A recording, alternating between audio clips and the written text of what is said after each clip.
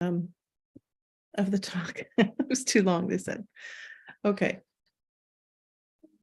Just make sure I'm not getting feedback on that, and then we will go ahead and get started.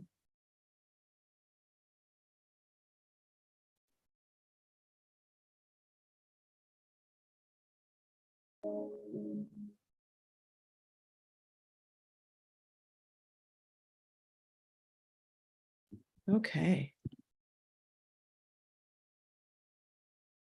All right, so we're ready to go. Welcome everybody. Thank you for joining us this late afternoon, early evening. My name is Judy Kitt. I'm the president of the Foundation for Mind Being Research, and we're really excited to welcome back Professor Jerry Kroth, who has spoken with us before, friend of FMBR. Just as a reminder to those of you who don't know him, Jerry is a retired Professor Emeritus from Santa Clara University in the Graduate Division of Counseling Psychology. He has published over 80 scientific papers and written 17 books.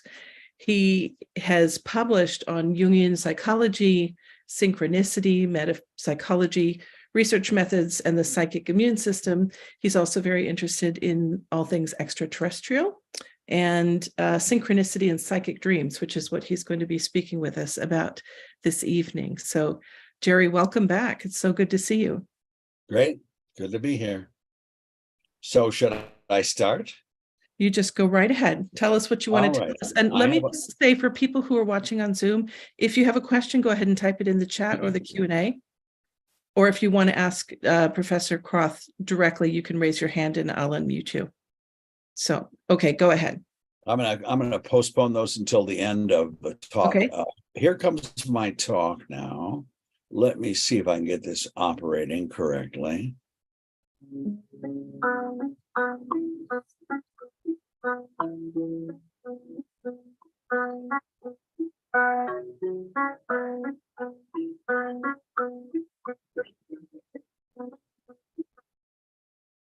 Okay, so the title of this talk, let's see if I can get rid of this stuff that I can see on my screen here. Hold on. Why is this thing here? Set up professional audio settings. I need to get rid of something. Hold on. That good. That's better. Okay. This talk is called On the Edge of Impossibility, 6 incredible. Wait a minute. Hold on. There. Do you see a banner across the top? We don't see the banner. I just see the slide. Oh, okay, good. Okay, good. So this is about something that it's not about psychic dreams. It's not about synchronicity. It is about something I do not know what to call it. I am seeking your assistance. These are 6 incredible otherworldly paranormal dreams. Okay. So it's a new category, and finding the right name for this phenomena is part of this presentation. So I'm a professor from Santa Clara University, and I'm going to talk to you about 6 very, very strange, mysterious topics.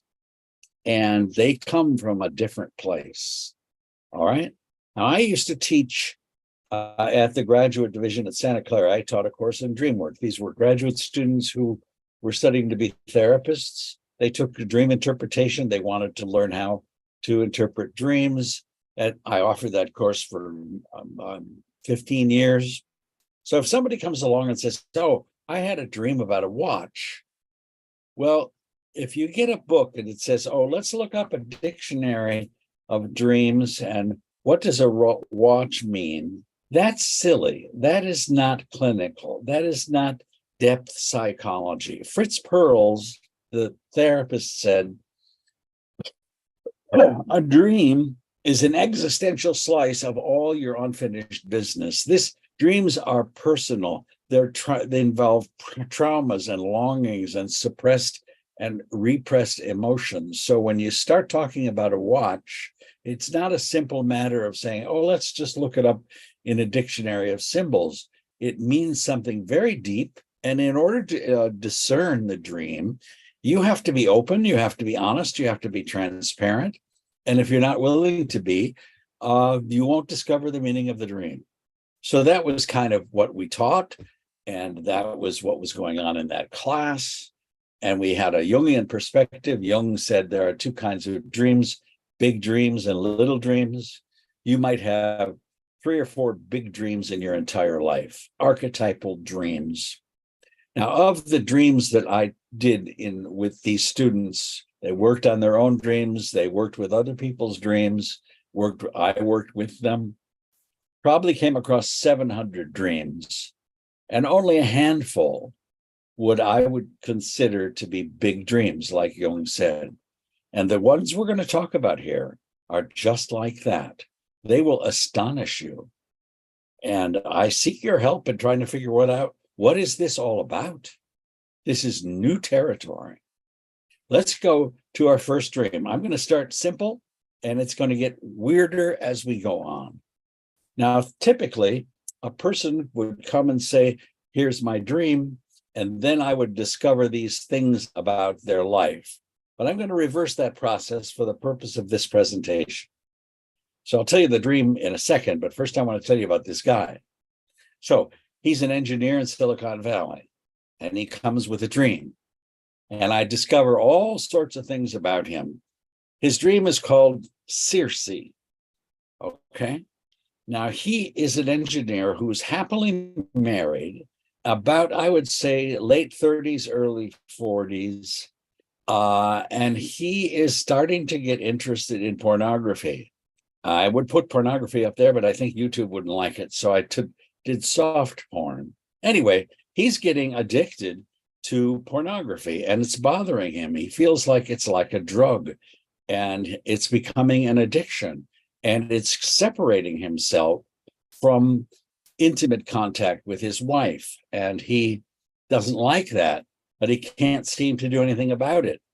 It's grabbing hold of him. And he finds that he's becoming more animalistic in his thinking and in his feeling. And again, he doesn't like this, but he can't seem to stop it. Okay, that's his background. Now, here comes his dream. All right. He dreams that he is in a kind of a tawdry neighborhood with theaters that are closing, and it's kind of a low-class area. And these theaters are not closed. They're just beat up, and they're showing a movie which is called Circe. And it's in broken letters on the billboard. And he says, what's that mean? That's his dream. That's the whole dream. Are you ready? So we start exploring. I said, do you know who Circe is? No, never heard of her. Well, don't you know a little bit about Greek mythology? No, I have an engineering background. I don't have much of a liberal arts education. Did you know that Circe is a goddess, sort of, in Greek mythology? No. Well, she's a seductress, and she was a temptress. And Ulysses took his men to her island, and she seduced them with her seductive qualities, and they turned into pigs. Now, this is when his eyes start opening up wide. So all of Ulysses' men turned into pigs. She turned them into pigs. But Hermes, a god, said to Ulysses, here's a weed called Molly, M-O-L-Y. It actually does exist, and it will protect you. And Circe hears of it, that Ulysses has some kind of antidote, and she runs away. And all of Ulysses' men are turned back into human beings. So he hears this story, and she says, oh my God, this is amazing. This is exactly what's happening to me. That theater represents a porn theater. Circe represents porn. It's my addiction. And Circe is like a drug. So, I mean, he had a very big revelatory moment there while we were discussing this, okay? And I even said, I don't know what his name is. The story actually has an antidote to your thing. It says Molly was a dark weed that actually is anti-hallucinogenic drug in real life. It means that you can cure yourself of this addiction. That's what the myth is saying. Maybe you ought to consider therapy. Okay, so that's the story of our first encounter. The god Hermes gives Ulysses Molly, a plant that will allow him to resist Circe. All of Ulysses' men are transformed from pigs back into humans. Maybe that means that there's a cure for your problem, like therapy, and off he goes. So I thought to myself, why is this remarkable?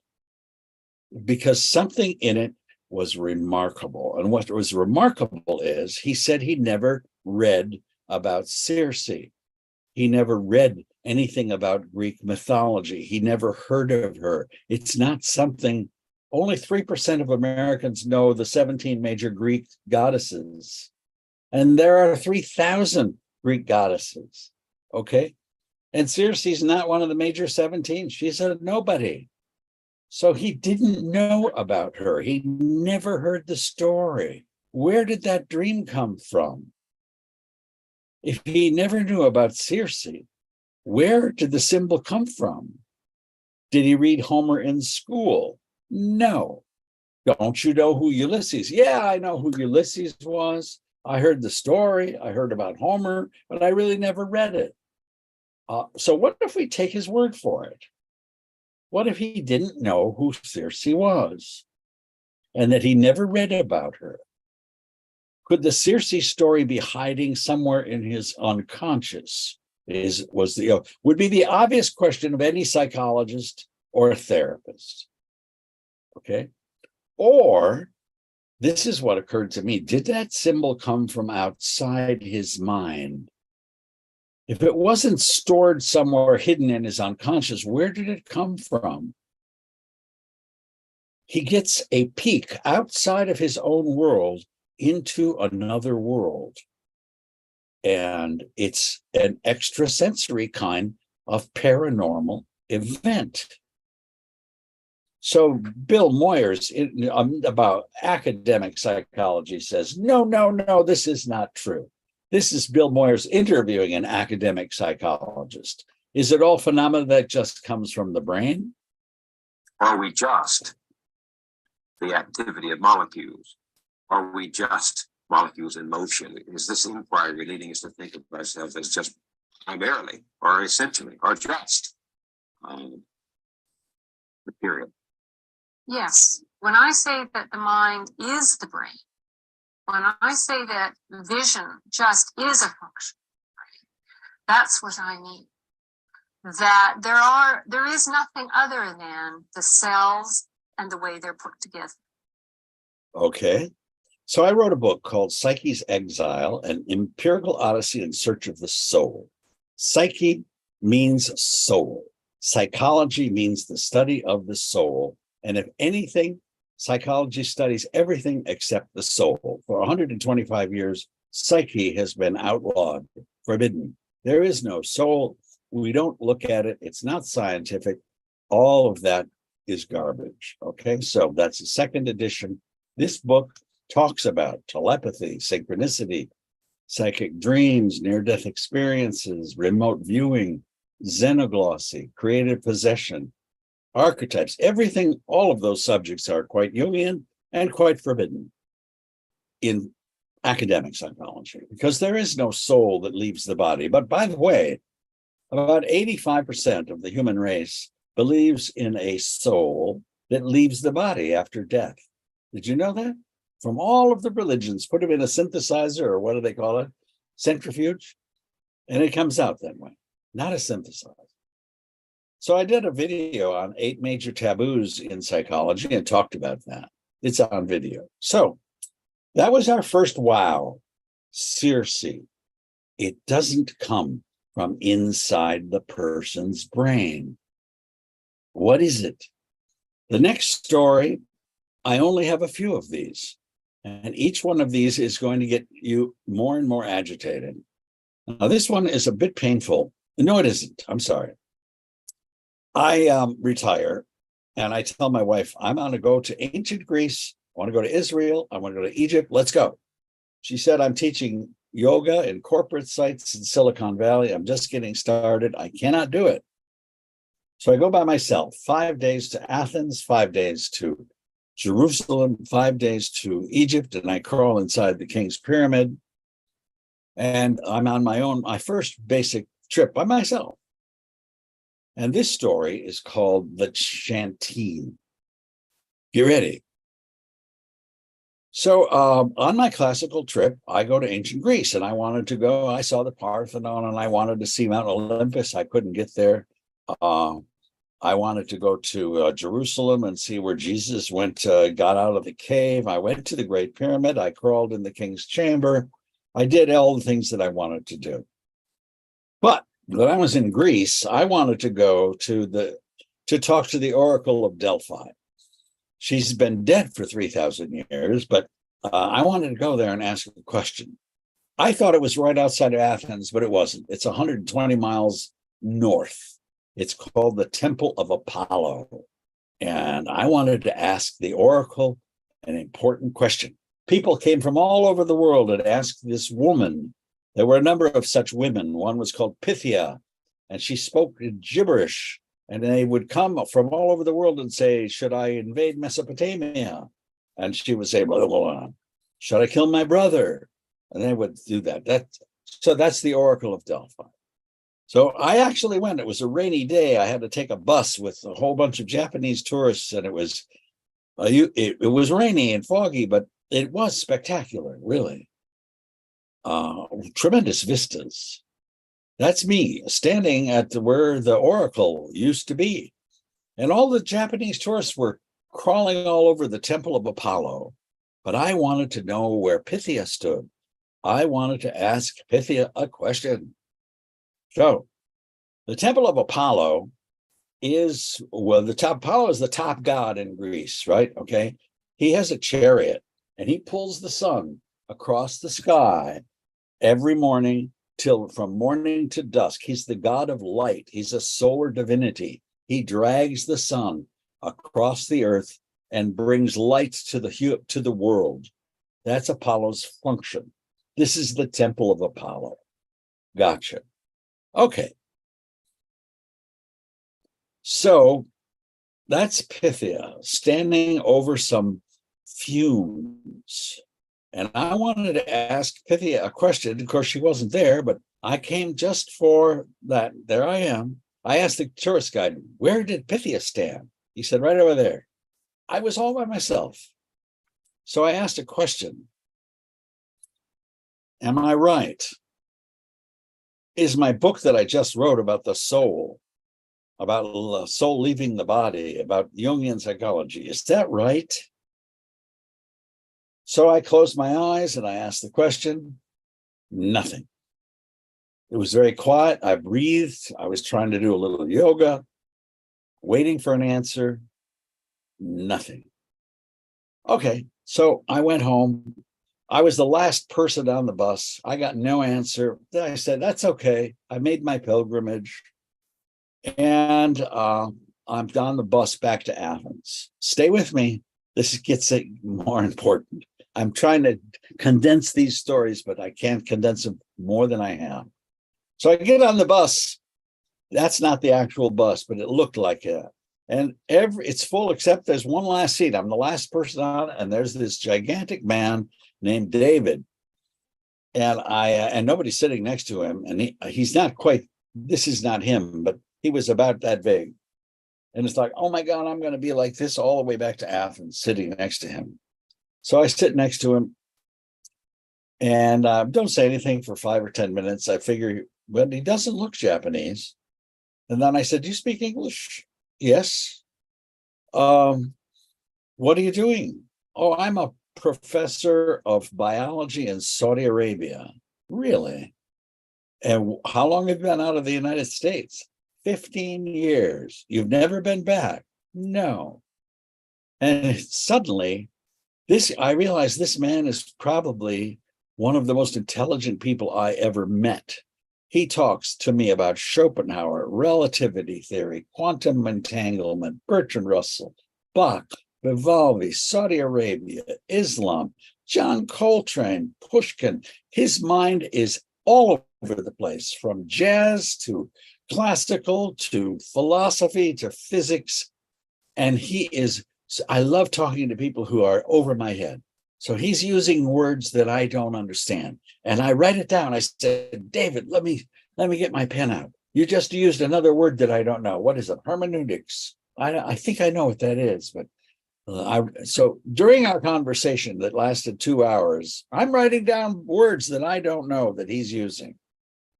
Okay, what does that word mean? What does that word mean? We're having fun. When we get back, I said, David, this is one of the best conversations I've ever had with anyone in my life. I want your email address. He's not a very social guy. I don't think he has any friends.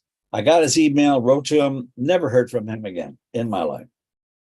Get to the hotel, and I have a dream. Now, this is what this number 2 thing is about, okay? The dream is David is standing in front of me and says, I just bought some Chantine stationery to write to you. In the dream, I had no idea what Chantine meant. And I said, well, that's a new word, referring to the word Chantine. And he laughed and he said, I thought you'd like that. As if he purposely intended to use the word Chantine. And then I woke up. So I woke up and I scribbled the word Chantine on my bed right next to me, went right back to bed. The next morning, I went to the computer and I looked up the word Chantine. No such word. You can look it up in the dictionary, it doesn't exist. I thought, oh, just nonsense, gibberish. I went and had breakfast, and I said, wait a minute, let me go and Google that. I came back and Googled it. And it turns out that Chantine is a Navajo concept from Navajo literature about dragging the sun across the sky from morning till night. They were asked, how can this be got up? They replied, we heard the people down here trying to raise it, namely the sun.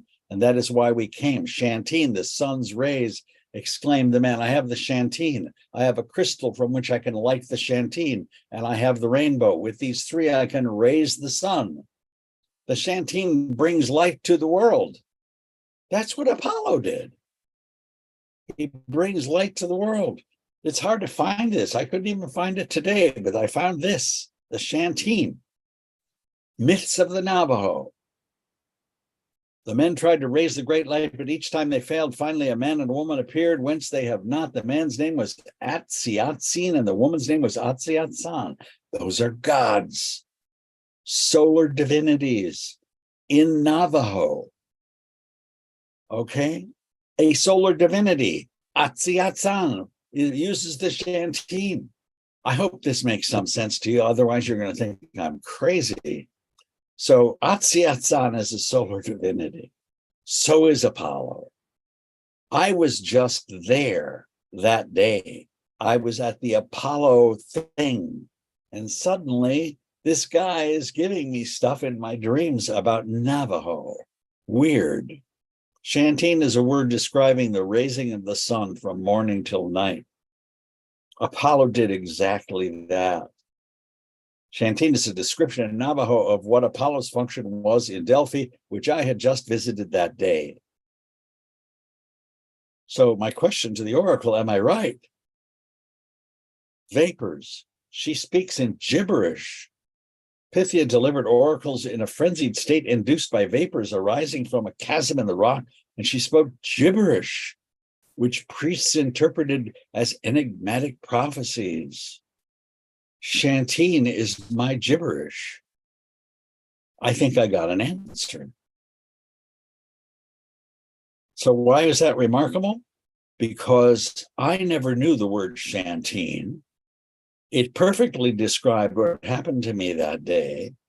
I never read Navajo literature. I didn't even know the Navajos had literature. It was not in my brain. It was not in my memory banks. I didn't conjure it up from my unconscious. Where did that symbol come from?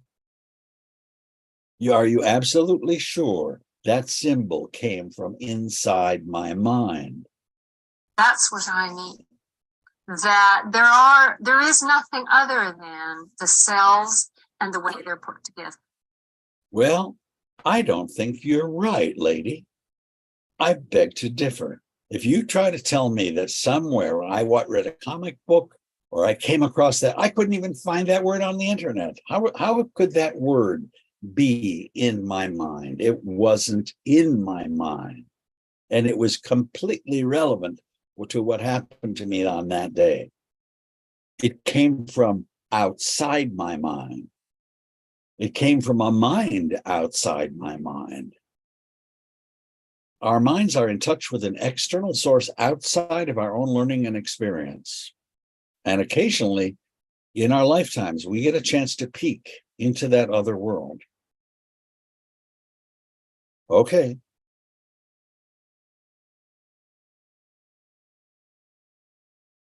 Are you ready for number 3? There are only a few of these. And each comes, this is a very painful story. This is not a dream. I have to tell this story with some degree of delicacy. It's a clinical story. It's called Shekinah. In the 1980s, I was asked to write a evaluation of an incest treatment facility in San Jose, actually. It was the largest one in the country. The guy was kind of famous, and he was on Oprah a lot. And my job was to say, because his job was to, here's an incestuous perpetrator, a daughter, a non-offending spouse, and he was going to try to bring the family back together in therapy. And people say, how could you do that? This is a family where incest has occurred. It's like having the wolf guard the hen house. So I evaluated that, came across a number of case studies. This was not one of them, but I was familiar with this material. So this is a woman who's in her mid-30s. She is happily married. She is the mother of 2 children. She's bright. She has a college degree. She's quite articulate. But she tells me that she was sexually abused by her father from the age of 8 until 11. I don't know how you can do that, but this is a Catholic family, a Catholic daughter, Catholic family, I guess. She said that her father, this, by the way, was not fondling. This was consummate sexual intercourse all these years, and it was frequent. And he also molested his other daughter. She said he trafficked her once and took her to a place where these pedophiles met and they exchanged daughters. And she felt that was a very traumatic experience. During the abuse, she's about 11 years old now. She starts saying the word Shekinah, Shekinah, Shekinah during the molestation. And it freaked her father out. And he was spooked by her word, and he stopped. The incest stopped when she was doing that. And she came to me and said, I wonder, what's the word Shekinah mean? She thought that I spoke Russian. I speak a little Russian. I said, I'm sorry, we have a puppy called Shenya, but I never heard the word Shekinah. Never heard it in my life. Sorry. So now you're not going to believe what happens. This is as classically Freudian as it gets. So this girl, by the way, he continued to molest his other daughter. I don't know what the mother was doing. I don't know enough about the clinical history. She was not my patient. So when she gets to be in the 7th grade, puberty starts, and she thinks she's a virgin. And she enters junior high school and forgets everything that happened to her. Complete repression. She has a normal adolescence, a normal high school. She attended her senior prom. She enjoyed college. She fell in love in college. She thought she was a virgin and wanted to stay that way. She decided around 20 or 22 or 23 to marry her college sweetheart. And then came the honeymoon. Okay. So on the honeymoon, she was absolutely flooded with anxiety. PTSD symptoms coming out of her ears. She went, and her husband was very understanding, and they went to therapy. She went to therapy for 7 years, okay, and recovered all of these memories and made a full recovery. Her sister never went for therapy, became mentally ill, tried to commit suicide, abused herself. But if you ever wanted to see a story about whether psychotherapy works, this was certainly an example. So that's how she remembered all of these things. Now, what did Shekinah mean, and what was it? This is what intrigued me. This is where you're going to start saying, oh my God, I can't believe this. Get ready. Shekinah is a Jewish term for God. From the Jewish Encyclopedia, in the great majority of cases, Shekinah designates God. Okay? Shekinah is found at the head of the sick. So it's a Jewish, Orthodox Jewish term. This girl is going to Catholic school. She's not going to a synagogue. There's the Talmud, there's Torah, but there's the Kabbalah, which contains this information. This is from a Jungian. The Kabbalistic tradition describes the feminine image of the Godhead as mother, daughter, sister, and Holy Spirit, giving woman what she has lacked throughout the last 2,500 years of Judeo-Christian culture, an image of the divine feminine in the Godhead that is reflected at the human level in herself. The Shekinah is divine motherhood, mother of all living. Shekinah is a cry for the divine mother. And this girl is yelling that out during her molestation. Shekinah is a cry for the intervention of the divine mother. Translated, that means the girl is sort of crying out, mommy, mommy. I mean, if you want to clinically translate that into her language, there's more. Shekinah is not a random word muttered by an 11-year-old girl. It's a very, very meaningful term. More. The Shekinah is the image of the divine feminine, or the feminine face of God, as it was conceived in the mystical tradition of Judaism. Okay? The Shekinah reveals the missing imagery of God as mother that has been lost or obscured in Judaism and Christianity. In the presence of the Shekinah, no sin is permitted, Dad. And he stopped. It's a cry for the divine mother. It's a cry for intervention. The father actually did stop because he was spooked by that word. Okay. Was it, you could even say, was there did she actually get rescued by the Shekinah? Anyway, where did that symbol come from? How does an 11-year-old girl know that? I wrote to a professor of Catholic theology at Notre Dame, and I said, what is the likelihood of an elementary school girl using or knowing about the word Shekinah? And he wrote back, I don't think they would ever come across that term. So where does an 11-year-old girl learn about the Shekinah? The Hebrew word for glory, because they talk about the Shekinah glory. But once I did some research, how did I realize that that word Shekinah or Shekinah is never found in the Bible one time. It's never found in the Hebrew. It's just never been used in the Bible before the time of Christ. But after the Jews rejected the Lord Jesus Christ and had their apostate rabbinical Judaism religion that's based on the Babylonian Talmud and not on the Bible, that's where they came up with this concept of Shekinah. And if you go to a Jewish website and look up what they teach about Shekinah, they teach that this is a feminine name for God. Okay, so I don't want to get into the theological stuff. My interest as a clinician is, how does an 11-year-old girl know about Shekinah? And the answer is she doesn't. She never came across the term. She's an adult. She still doesn't know what it means. She never was exposed. Little Catholic girls don't get exposed to that. Most of you don't know that word. So Her mind is connected to a mind outside of her own mind. Okay. This symbol was not hiding in her unconscious. Okay. Oh, no, no, no, says academic psychology. It must come from the brain. There is nothing else. That's what I mean.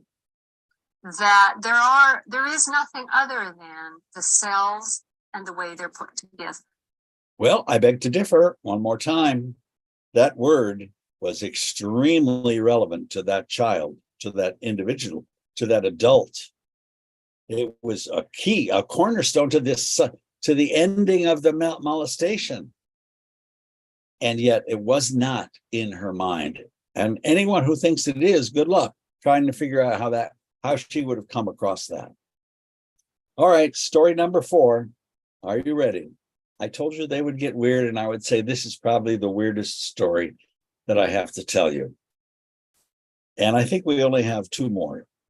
Then we'll open this up for discussion. But I asked when about 3,000 people have seen this lecture on YouTube, and I asked them, if you've ever had an experience like this, write to me, tell me, because I've heard of it. And I got lots of replies of premonitions, of psychic dreams, but nothing that fits this. Not maybe one. But I'm looking for more than 5 or 6 examples, because we're looking at something extremely rare and unusual. Heavenly zip code. Now we're going to talk about me. It's getting a little bit personal. So get ready. My father died in 1967 of a heart attack. He was a great dad. I loved him. He loved me. My mother was a widow until she was 99. She just passed away in 2008. She was a widow longer than she was married. And my parents were happily married, but I've had a recurrent dream about 4 times of my father and mother are divorced. And my father lives somewhere else. And he's like, in a trailer park or something, different life. And this is the 4th episode of this, and that's the last time. This is 10 years ago. So dad is divorced and lives somewhere else, and he comes to my house in an old 1970s brown Datsun-like car. And I said, Dad, it's great to see you. Wow, you're here. Fantastic. Where do you live? Where are you from? And wait a minute, I'm ahead of myself. Hold on. I don't want to do that yet. Wait, not quite yet. So I say, Dad, where are you living? And he's either got Alzheimer's or he's reluctant to tell me. I can't tell the difference. In the dream, I can't tell the difference. I'm thinking that he's got Alzheimer's. Well, where are you from? Where do you live? Show me your checkbook. He shows me his checkbook. There's no address. Well, tell me your zip code. And he reluctantly mutters 625. And I said, Dad, come on. Zip codes don't have 3 digits. They have 5 digits. Where are you living? Where's your zip code? Come on. Okay. 62510. And that's the end of the dream. And I wake up. And it's disappointing because I was just talking to my father. And that's all. That's the whole dream. Wow. 62510. It's 3 o'clock in the morning. Where is that? We grew up in Michigan. This isn't Michigan. Where's my dad living? Where's he from? It isn't Michigan. 3 o'clock in the morning. That's not me, but I'm looking at my computer and I'm looking up 62510. And this is where the wow comes. But I have to digress at this moment to give you some important background. So we will come back to this astonishing moment at 3 a.m. Where the hell is 62510? That's where my father is, or comes from, or lives. So here we go. Are you ready? I grew up as a Catholic. I went to St. Gertrude's School from the 1st grade to the 8th grade. Every single day we had to go to Mass. And then I went to high school at a Catholic school. That's Dave DeBuscher, a famous basketball player, a year ahead of me. I went to the University of Michigan and I stopped being a Catholic and never went back.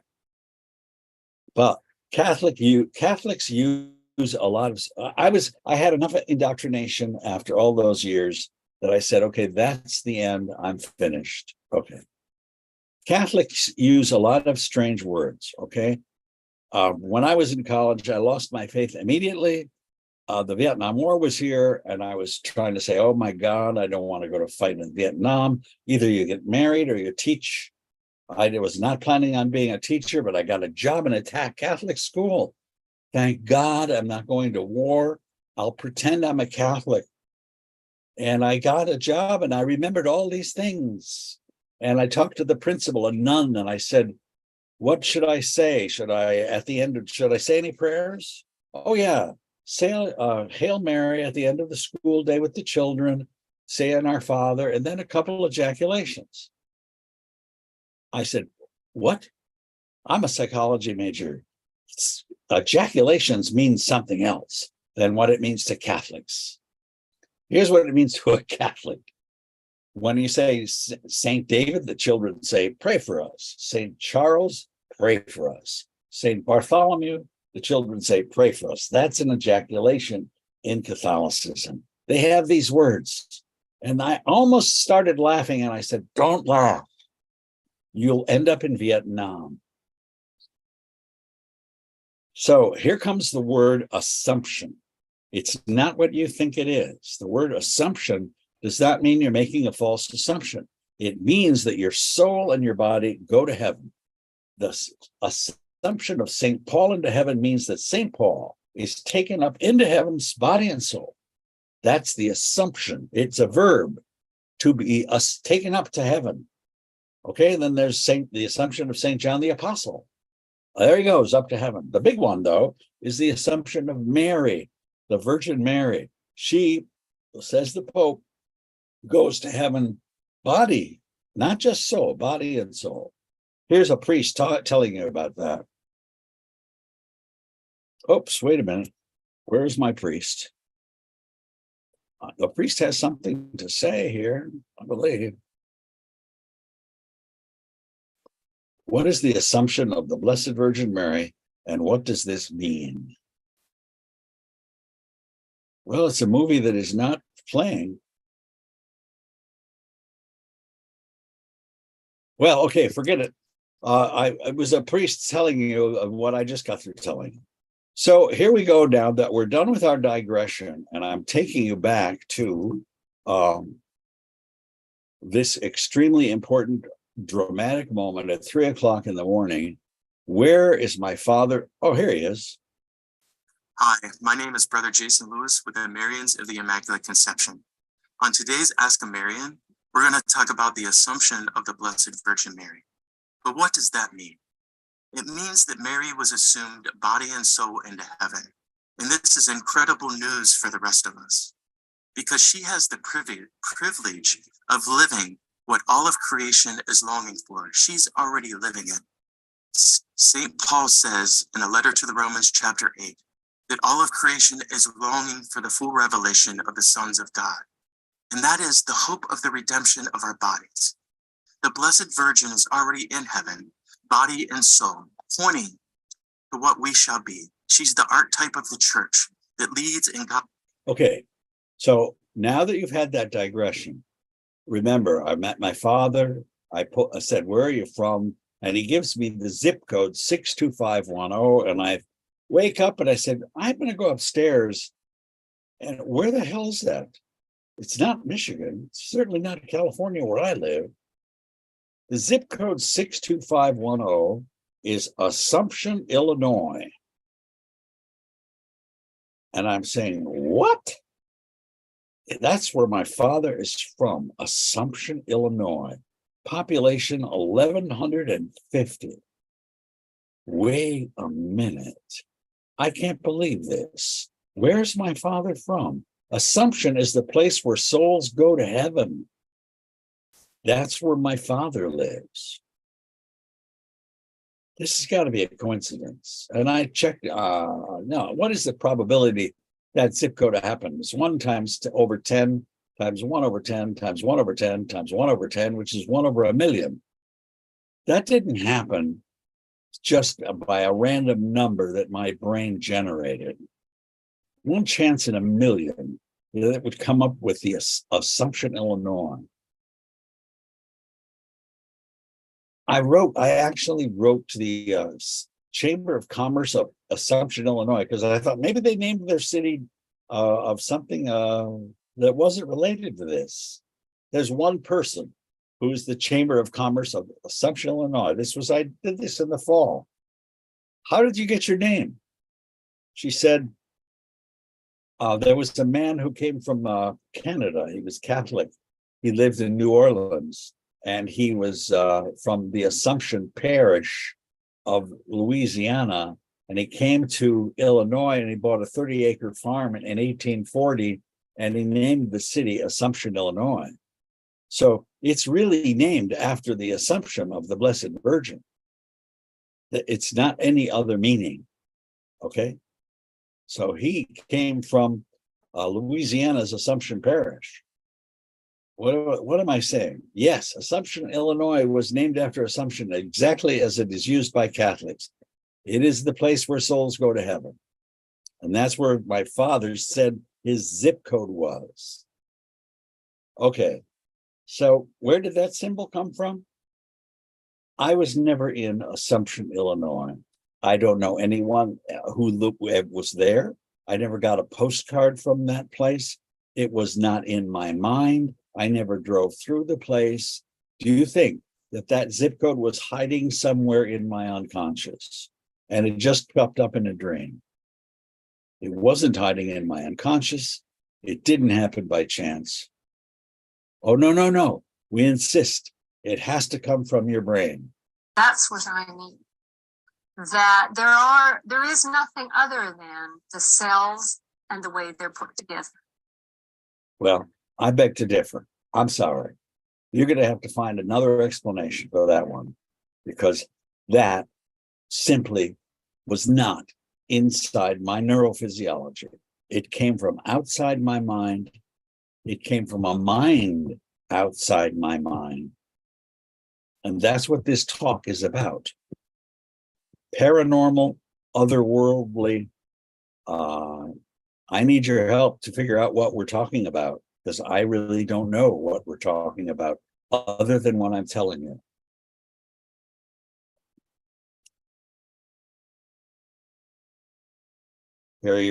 I'm coming down to the end of this now. Here's another one. This is another story that takes a little while to explain, and it's personal. Once upon a time, this name of this dream is called the Chantry. I had a girlfriend in 1964. Her name was Lynn. She was a junior. I had just graduated. We both went to the University of Michigan. We liked each other. We got along. We decided we were both a little bit radical. People didn't live together then. I did. So did she. We lived together, and that wasn't our house, but it looked like it. We got a little studio apartment, and we pulled out bed, and we were living together for about 10 months. We even got a dog, and the dog died. But that was my first experience living with a woman. And about 10 months later, I said, we really like each other, but we don't love each other that much. I don't think we're going to get married. And she said, I agree. Let's break up. Okay. It was an amicable breakup. I got a job teaching in Europe, still trying to avoid the Vietnam War. I taught for the State Department, said goodbye, and came back. And a year later, called her on the phone and said, hey, how are you? And she said, I fell in love. I'm marrying a Mexican diplomat. We're going to get married, and we're going to go to live in Veracruz, Mexico. By the way, when she was a junior, she wrote a play and said, would you read this? And I thought, man, that's really good. It was really a good play. Anyway, that was the last time I ever spoke to her. Years passed, 10 years passed. I said, whatever happened to Lynn? I couldn't find her. She never introduced me to her parents, and I couldn't find her. The internet came along, and I still couldn't find her because girls get married and they change their name. Now, here it is, 2012, 48 years later. My wife and I have a condo in Puerto Vallarta right there. I get out in the morning in my bathing suit and I walk the beach. And suddenly I found a Facebook friend who said, yeah, I know her. Oh, I said, oh my God, you're the first person I've met. Whatever happened to her? Oh, Lynn got married to the man in Mexico, and then she divorced him, and then she got married to a man in New York, her second husband. She has a daughter. She was a published poet. She was a playwright. Her plays were performed in San Francisco and in New York and in Boston. And I said, oh my God, it was so great. Wow, she's kind of famous. Then the next sentence, unfortunately, she died 4 years ago of brain cancer. And I was just shattered.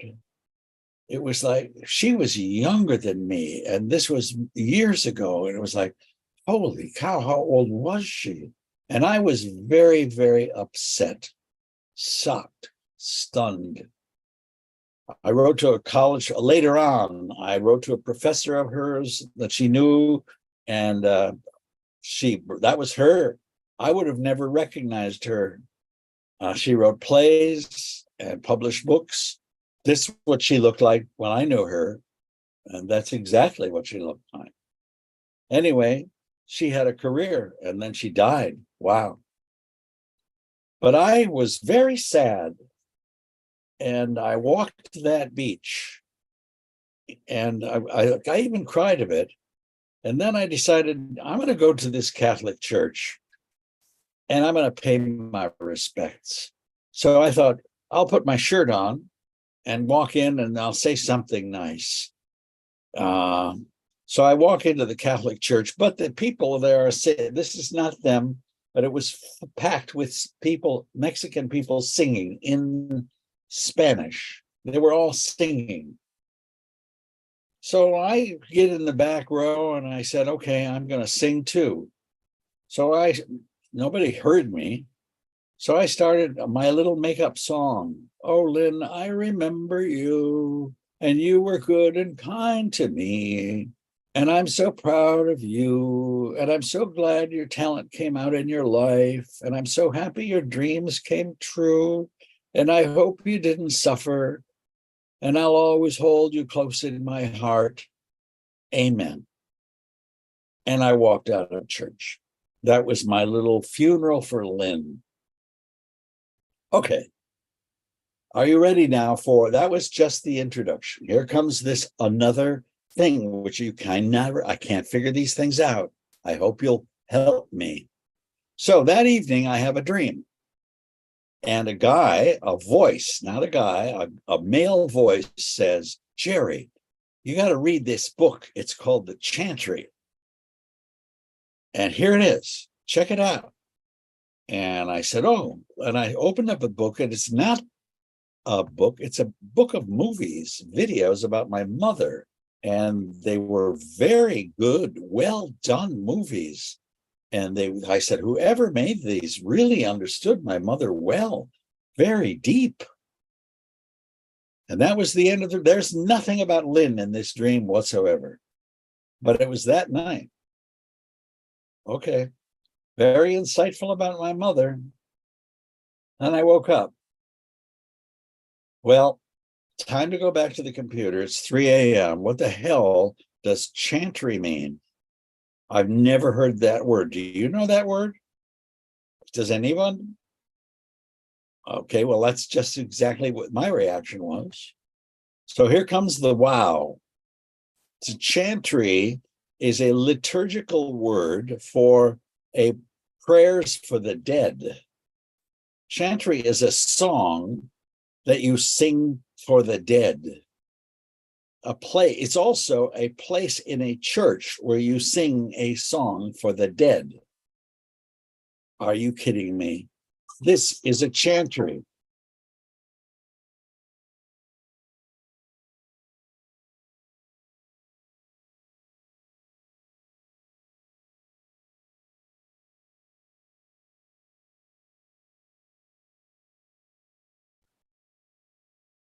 So a chantry is a place where you sing songs for the dead.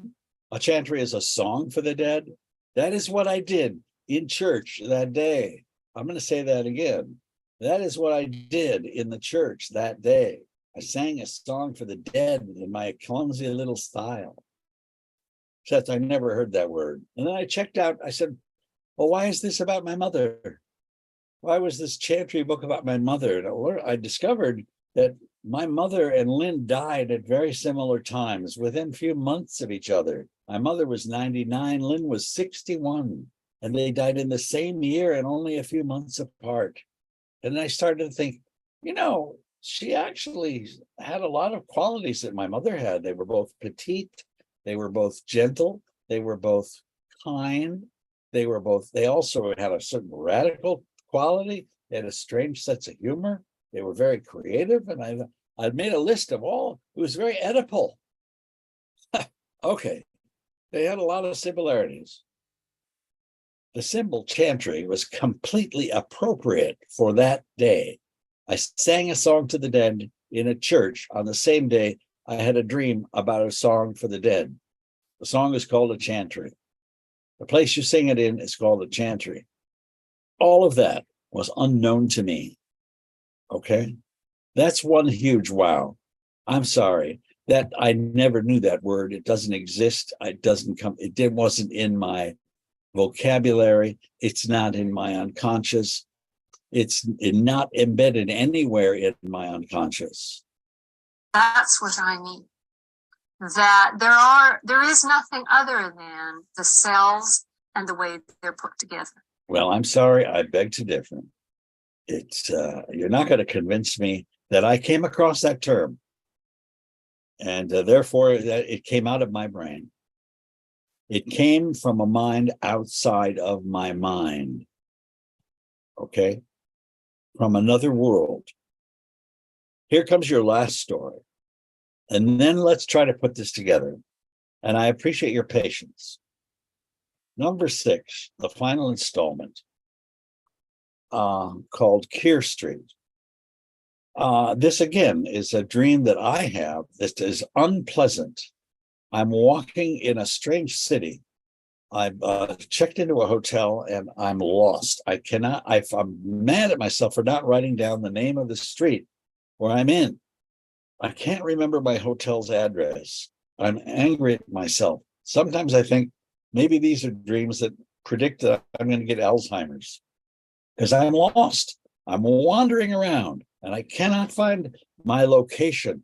I see apartment houses and I look and I can't find any directional signs.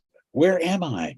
I don't know. How am I going to get back to my hotel? It's getting dark and I'm starting to get more and more disturbed. And pretty soon I've walked so much. I'm tired in the dream and now I'm on the outskirts of the city.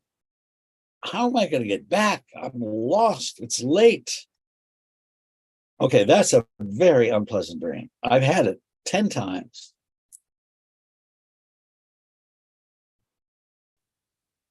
Wake up exhausted. I'm very happy the dream is over. I don't want to even go back to sleep. It's so unpleasant. So I ask myself, why are you having this recurrent dream, Jerry? And I've asked myself that question. But one day, I have a dream, the same dream, only this time I see a sign, a street sign that says Keir Street. Holy cow. Finally, I know where I am. I'm on Keir Street. And then I wake up and it's time to, very happy. First time that dream ever resolved in a pleasant way. And there I am again, 3 o'clock in the morning. What's Keir mean? Get ready. Keir Street. What does Keir mean? I never heard the word. Here comes the wow. Keir means heart in Polish. Okay? Keir, you're on Hart Street. I'm on Hart Street. There's a second meaning in Polish. Keir means direction. I arrived at Hart Street and I found the right direction. Follow your heart and your confusion will end.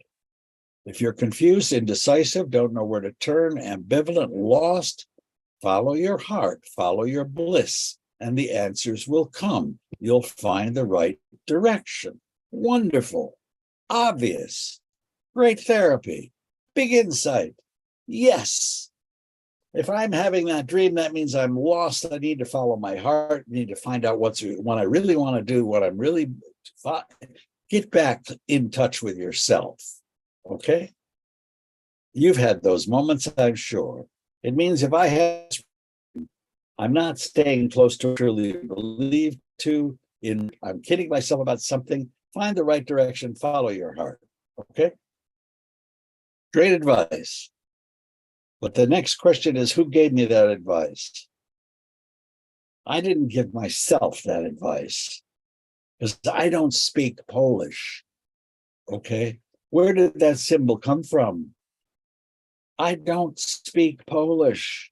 I speak a little Russian. The word for heart in Russian is serce. Not even close. The word for direction in Russian is направление. Not even close. Where did that word come from? Do you think the word Polish heart, do you think the Polish word heart was hiding in my unconscious somewhere? Do you think the Polish word for direction was hiding somewhere in my unconscious? That's what I mean.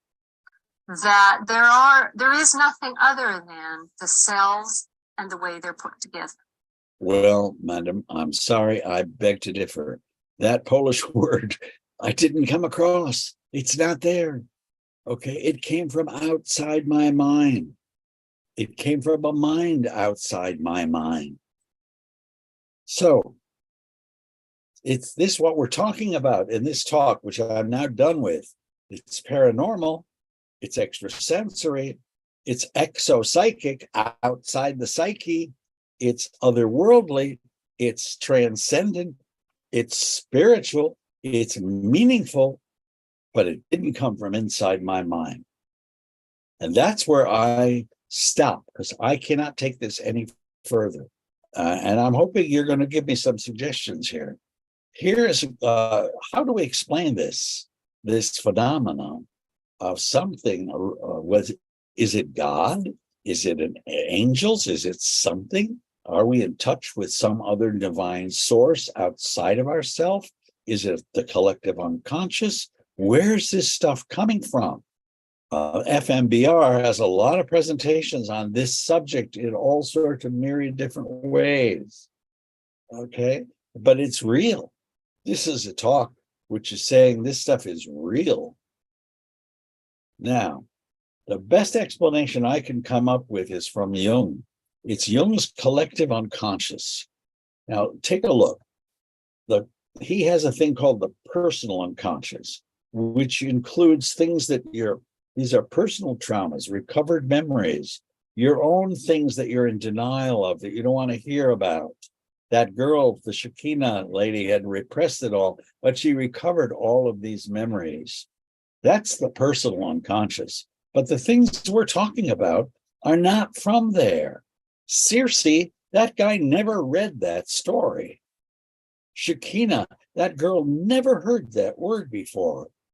Chantry, I'm sorry, it's not in my mind. Chantine, the Navajo literature about Apollo, I'm sorry.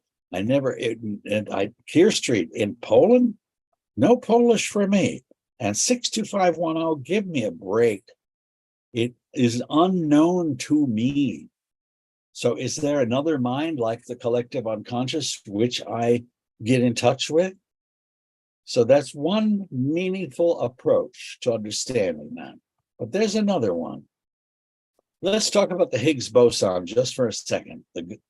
Physicists, including Peter Higgs, hypothesized that perhaps the first particles were massless, but gained mass when they interacted with an energy field that permeated the entire universe.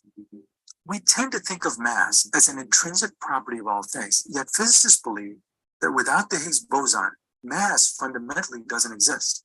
The Higgs field was thought to be responsible for the fact that some particles that should not have mass do. It is, in a sense, the universal medium which gives particles their mass.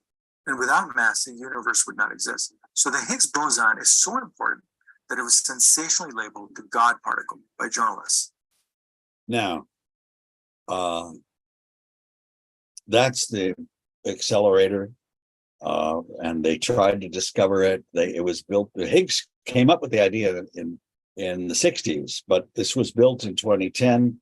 There were 101.6 billion collisions per second.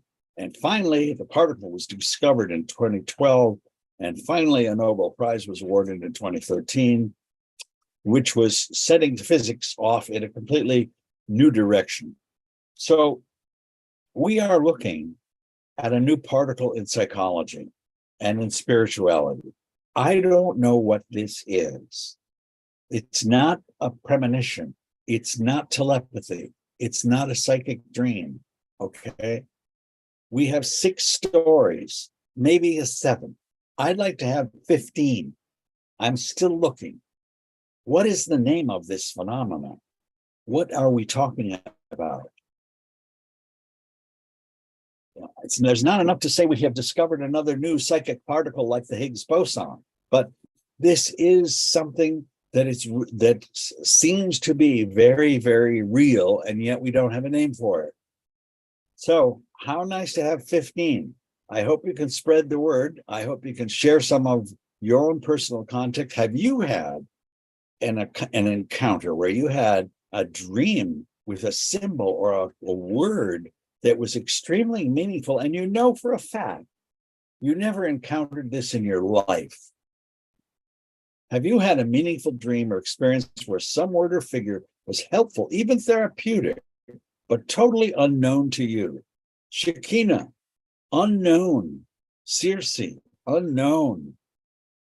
Okay, that's all I have to say. Contact me at collectivepsych.com. And we're ready for questions, and that's the book. And you can get it at Amazon.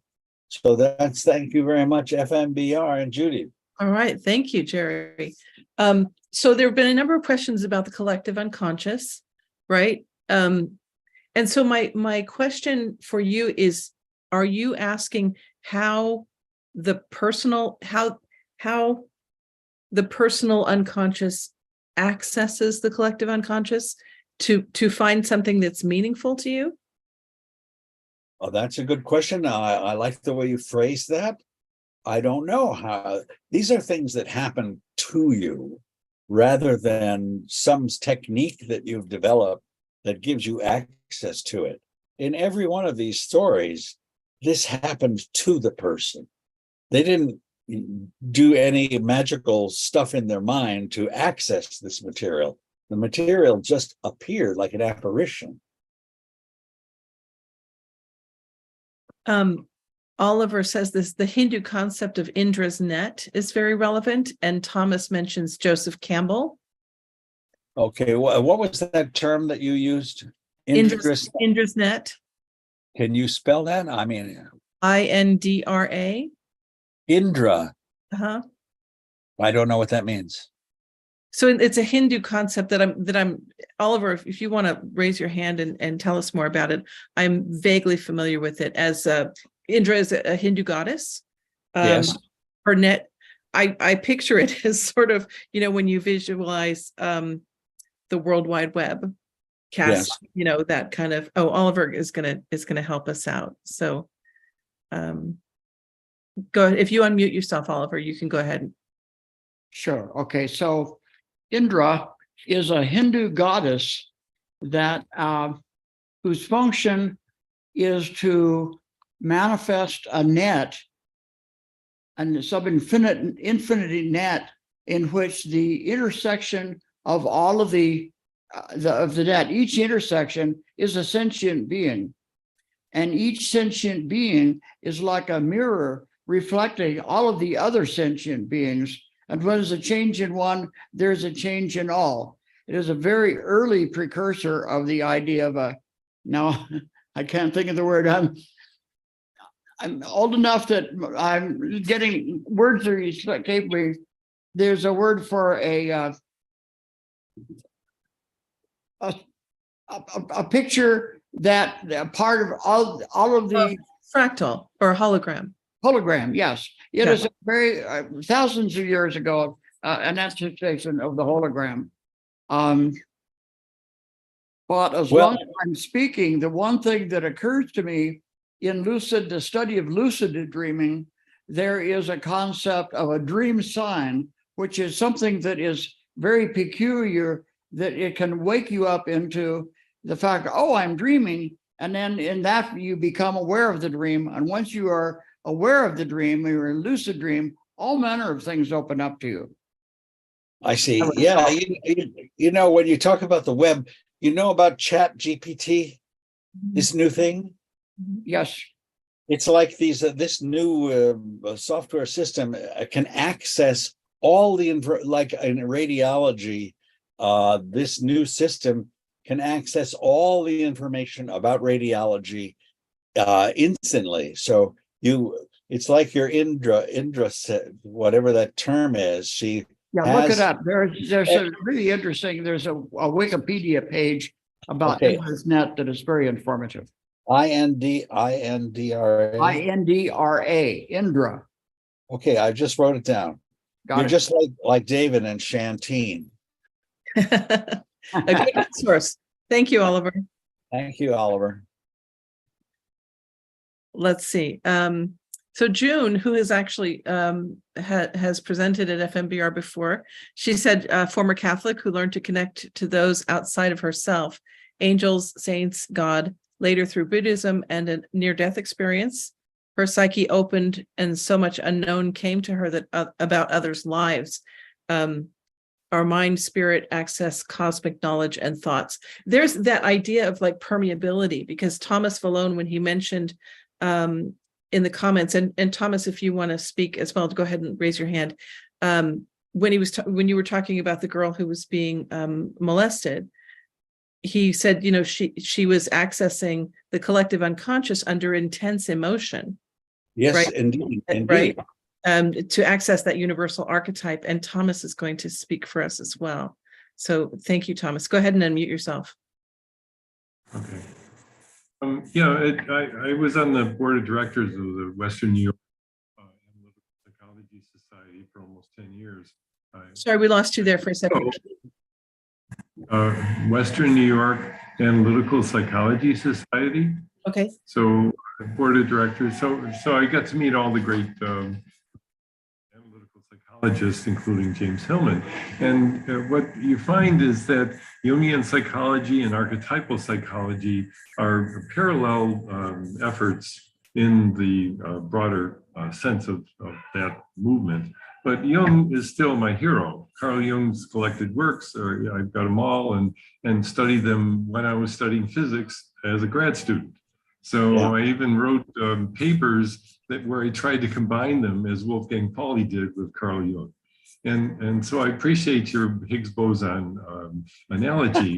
And it's very nice to kind of assess the collective unconscious capability that oftentimes, and I've had them myself, my wife has had them, where the dream becomes a vision because it contains such truthful knowledge that it becomes even more emotional for me to recall some of them. And that's when you're tapping into the universal.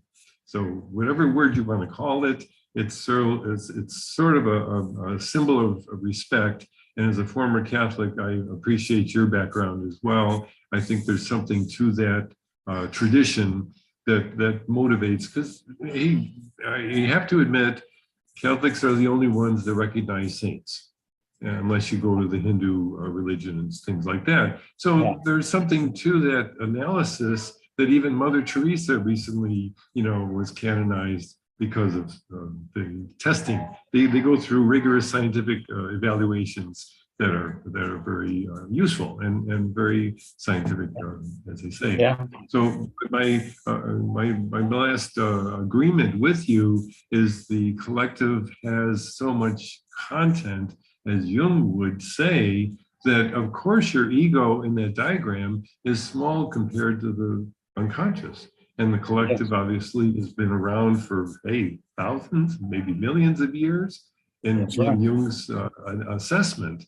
and he gives the collective so much weight that it becomes overwhelming as you read his works.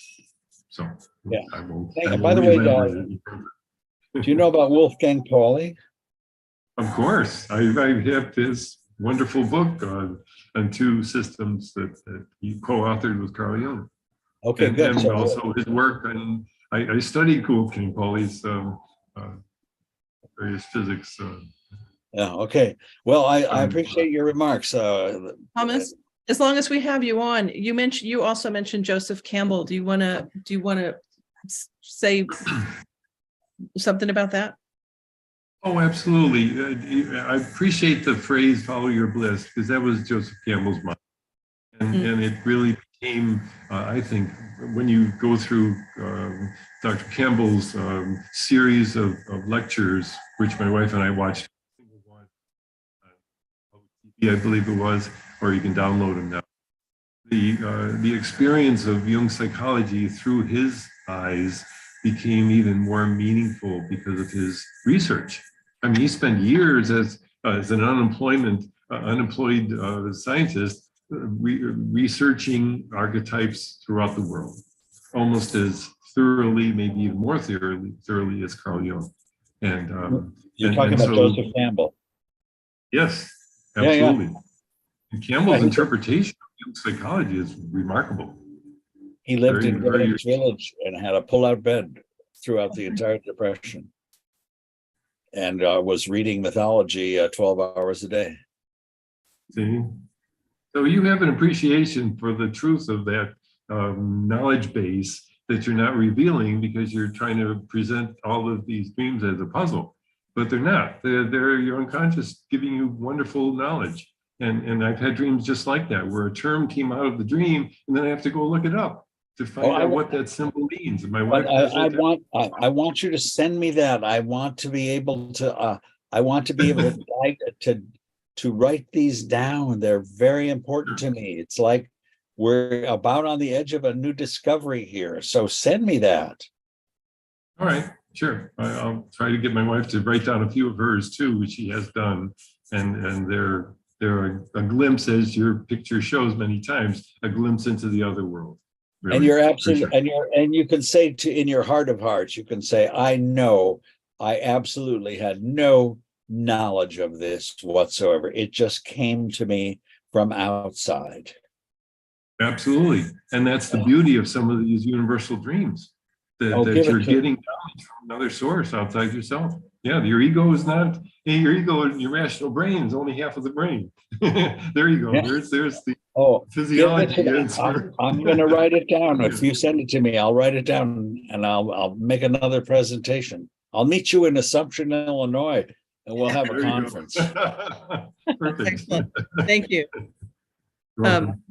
It's interesting. We have, let me just mute. We have a bunch of former Catholics. I'm also a former Catholic, and June said she's a former Catholic. It's interesting that we're all here.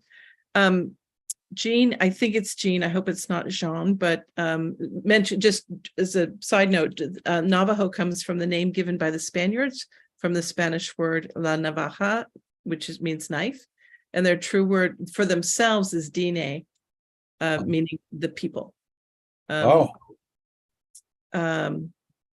Source, the source that all flows from the source. Universal external hard drive, she says. Yes. Yeah, that's good. Wei Chi-Fen often speaks of this phenomenon in connection with the world consciousness community. And there's a link given there. I love that distinction that Thomas made about, there's what you're talking about, dreams, and then he mentioned kind of visions and some that actually feel like visitations, and where you're given, like you're saying, information that you wouldn't have access to. And I just want to reiterate, if people want to send your visitation dreams or your what are we calling these, something, these collective unconscious streams, send them to Professor Kroth. I think he would love to hear them. Maybe he'll assemble for us. Yeah, we have to come up for a name for what this is. I still don't know what we should call it. I like collective unconscious streams. That's a broad thing. These are like paranormal. I don't know. I'm waiting. I think what's interesting, and Jung did talk about this, is it's that, that it's specific to you, right? There's this vast collective unconscious, but what you experienced and what people experienced in examples were very specific to them and to their situation in the moment, which is exciting, I think. And let me see. Universal dreams versus personal dreams, as shamans and Jung called them, universal dreams. Yeah.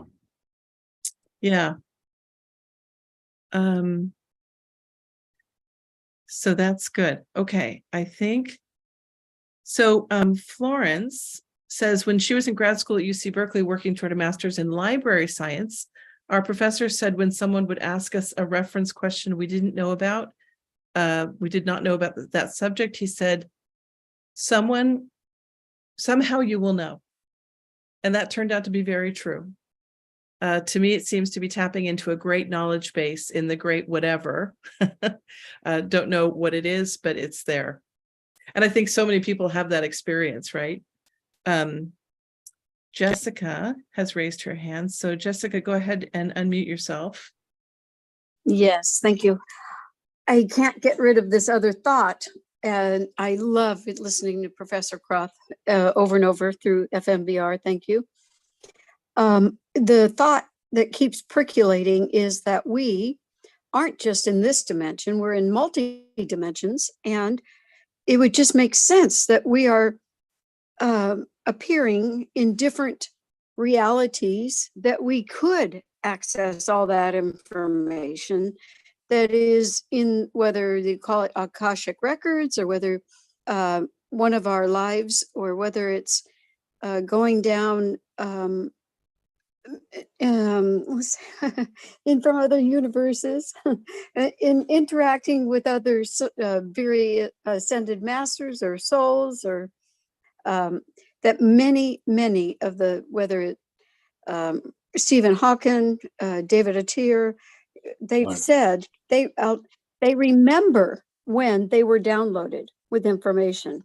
They remember the moment that and some of these very recognized, educated people and very successful in this realm would say they know they were given that information. But what if we, and I'll end on this, we could be really bringing this information to this reality, and that we have asked, or we have a guide, or but in other words, there are beings of many kinds that are aware that we're grappling with something, or that we would benefit from learning XYZ, and they're sending us these wonderful messages for our evolution. And I just feel like you, Professor Kroth, have had a direct access that has stayed with you from childhood till now, and that is one of your many missions in this life and other lives, that you are meant to be a catalyst for people to break out of just one reality, but be able to go into many realities. So that's it. Well, I like that. It reminded, while you were talking, I was thinking, how many dreams did you have that you just completely ignored?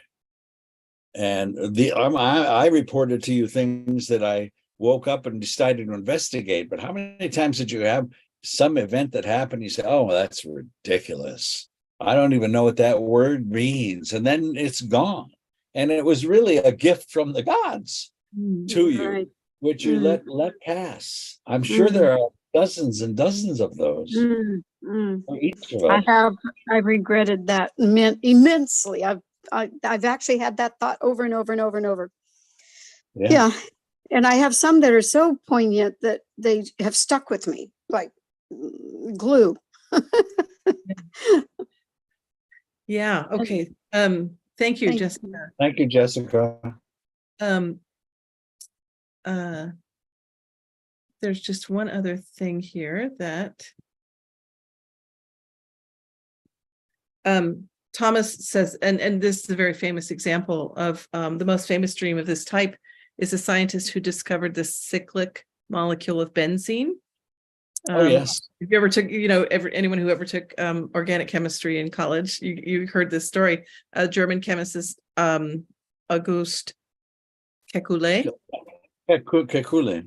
Yeah, that's the ring structure of benzene in 1865. Most organic chemical compounds contain loops of 6 carbon atoms called benzene rings. The 19th century German chemist claimed to have pictured the ring structure of benzene after dreaming of a snake eating its own tail when he was, trying to figure out what was that structure, and that vision came to him in a dream, right? Yeah, I think of those as psychic dreams, and yet it is very, very close to what we've been talking about. Mm-hmm. So maybe what we're talking about is a certain class of psychic dreams. Are you familiar with Ramanujan? No. Indian mathematician who was in touch with a goddess, and she gave him formulae, and he wrote them down, and he didn't even have classes in calculus, so he couldn't prove that these theorems were correct, but they were 3,000 theorems that he wrote down. They were like revelations from a goddess. He said the goddess gave them to him. I think there was a movie made about him. Yes, there was. It's a good movie too. It was a good movie. And it's interesting, going back to what Jessica said about this idea that we exist in multiple dimensions simultaneously. Jean Nicolay talks about that. Matthias De Stefano talks about that. And maybe this is an awareness that we're waking up to, that we consciously in our awareness that we exist on multiple dimensions at once, and hopefully we're being able to access them. We've been accessing them in dream states, but I can't remember who brought up lucid dreaming. Oliver, I think, was brought up. Lucid I'm sorry, my mind is slow, so I want to go back to benzene. I could be that woman from the one that Bill Moyers interviewed, and I could give a reason why that benzene dream was not a psychic dream, because this man was poring over formulas and dealing with chemistry, and suddenly his brain put all those things together and came up with a snake, and that's how he discovered benzene. It was not an apparition from another world. It was generated by his own unconscious, and you could argue that, yes, I agree that was a great insight, but it was inside his mind. The stuff we're talking about is outside your mind. Now, what do you think about that? I see the distinction you're making, right? With no prior knowledge, right? No prior knowledge is what we're looking at. Mm-hmm. Yeah, but I mean, okay. Ramanujan's kind of like that. He was a mathematician, but he didn't understand the meaning of these theorems very much. He just wrote them down. But again, you could argue, okay, never mind. Right. And so the movie was called Ramanujan, just Thomas mentioning the movie was called Ramanujan, The Man Who Knew Infinity. Yep. And Jeremy Irons starred in that. Yeah, it came out not too long ago. I remember really liking it. Okay, so it's 6:30. We're kind of coming up to time here. I want to thank everyone for being here. CollectivePsych.com is your website, or it's not your email address, right? No, that's my website. You can get my email through contact there. Go to that website. You can contact me there. So if you have a dream you want to share with Professor Kroth, go ahead to CollectivePsych.com and let him know. Yeah. So thank you, Professor Kroth, for joining us again. Thank you, everyone.